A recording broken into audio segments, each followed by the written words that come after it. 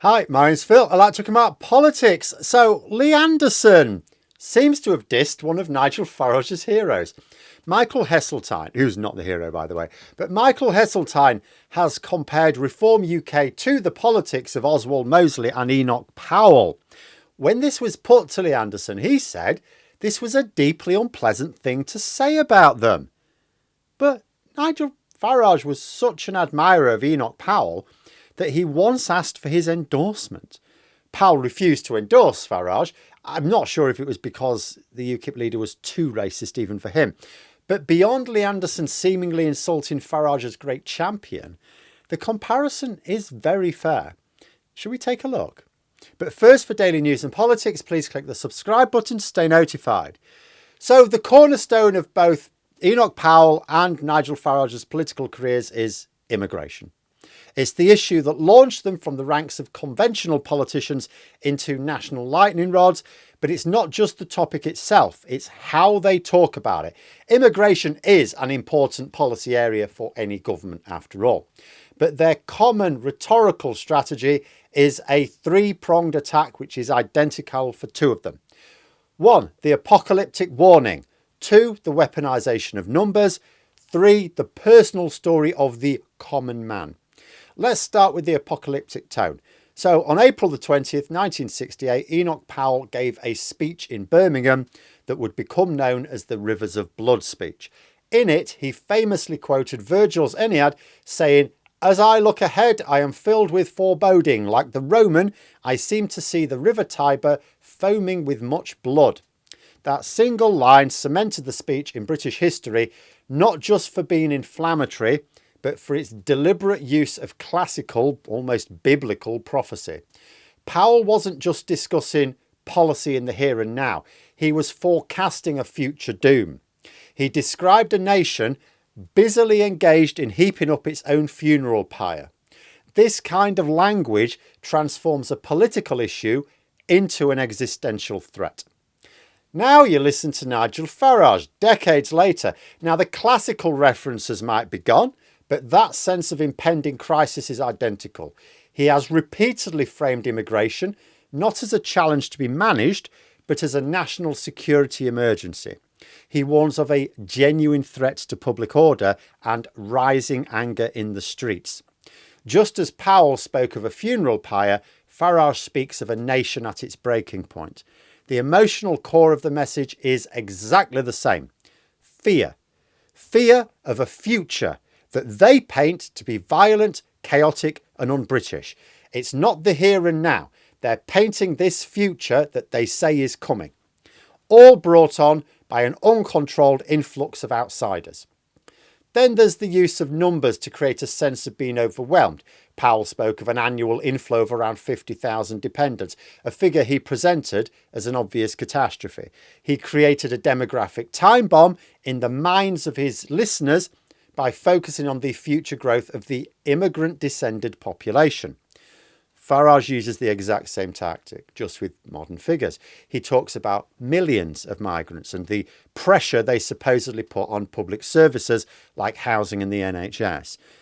For both men, the numbers aren't just statistics. They are waves, floods, inflows. They deliberately use metaphors designed to create a sense of invasion and loss of control.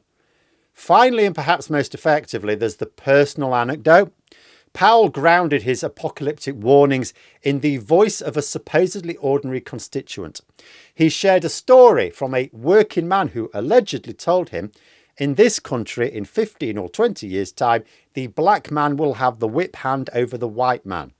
By using this story, Powell made it seem like he wasn't the source of this view, but simply a messenger for the authentic, unheard voices of the people.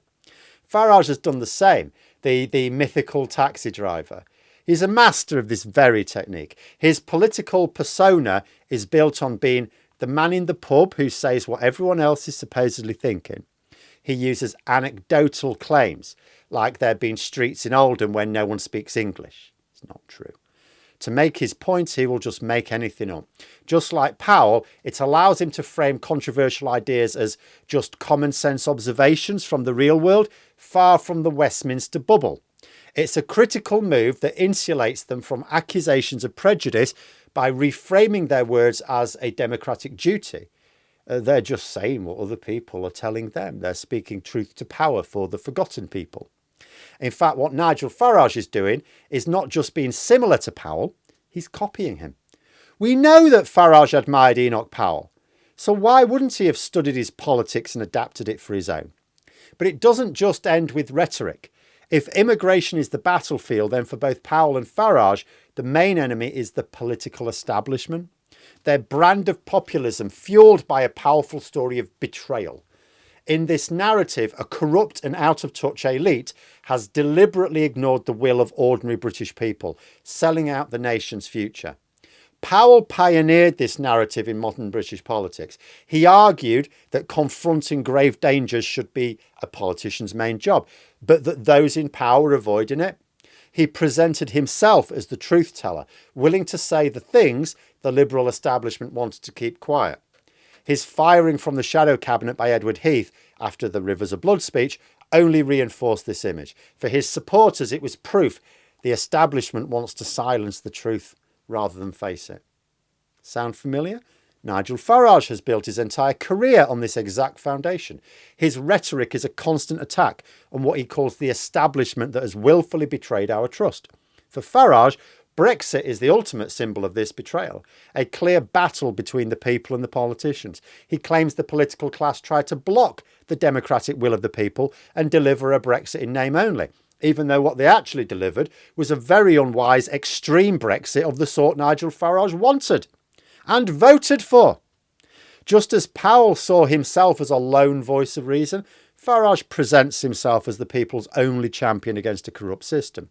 He has declared that the two-party system is shattered. It must be put out of its misery. This isn't just a call for a new policy. It's a call for a revolution against the ruling class, even though he is the ruling class. Both men understood that this betrayal story is very effective. It creates a strong us versus them dynamic, which is gold dust in politics. Us, of course, the hard-working, patriotic, ordinary Brit. Them, the entire political and media class. This narrative breeds a deep sense of grievance and a belief that the system is itself rigged. It's a story where Farage and Powell aren't just politicians. They're heroes fighting for the people against a treacherous elite. Farage himself has even called Powell his political hero. Someone should tell Lee Anderson, arguing that if Britain had listened to him, the country would be in a much better state now. Of course, in reality, neither are champions of the people, both upper middle class grifters who spent no time living like ordinary folk. Neither man was a stranger to the poshest, most exclusive clubs in London society. At the very heart of both Farage's and Powell's rhetoric is a fundamental question: who are we? Both men offer a vision of Britishness that's supposedly rooted in a nostalgic uniform past, and they portray immigration as a direct threat to that identity. Powell argued that the arrival of Commonwealth immigrants would erode British culture. His language drew a clear, radicalised dividing line. He spoke of a separate and strange population and how colour is the uniform that marks the difference. For Powell, Britishness wasn't a set of civic values that you could adopt. It was an inherited, mystical quality rooted in 1,000 years of English history. Powell warned of a total transformation to which there is no parallel in 1,000 years of English history. His words: the unspoken message was that new arrivals could never truly be part of this story. There were and always would be other. Even though English history over that 1,000 years is one of immigration. In fact, you could go back 2,000 years of a multicultural melting pot. That's what England's been. In fact, is there a nation that has been more defined by immigration than England over such a period of time? I bet there aren't many, if any. Nigel Farage's rhetoric, while it avoids Powell's explicitly racist language, he leaves that to his underlings, like Lee Anderson, Sarah Pochin. They're the ones who are supposed to say the quiet part out loud. But it leads to a similar place. His focus is on defending British values. What are these British values? Being white. but defending British values from the perceived threat of mass migration. He frequently talks about wanting to live in a country where communities aren't segregated and where a common culture binds people together. He's voiced concerns about a growing number of Muslims who he claims don't subscribe to British values and has attacked multiculturalism as a divisive force. His rhetoric centres on the idea that certain groups are unwilling or unable to integrate. People like Nigel Farage, for example.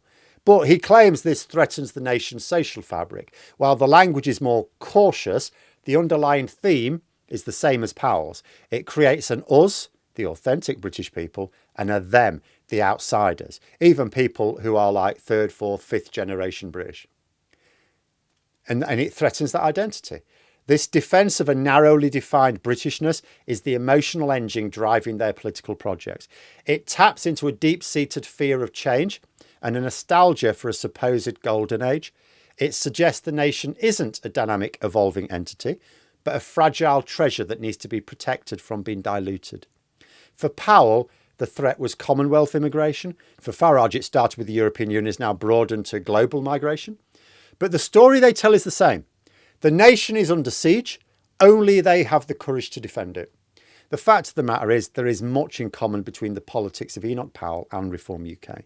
So much so, it's remarkable that Lee Anderson doesn't openly accept the comparison. His boss has certainly been happy to be associated with him. And this is without even touching on the comparisons with Oswald Mosely.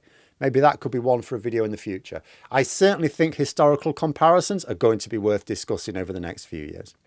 But let me know what you think in the comments below. For more content, you could subscribe to the channel or even join for access to streams and behind the scenes updates. Thanks for watching, and until next time, I'll see you later.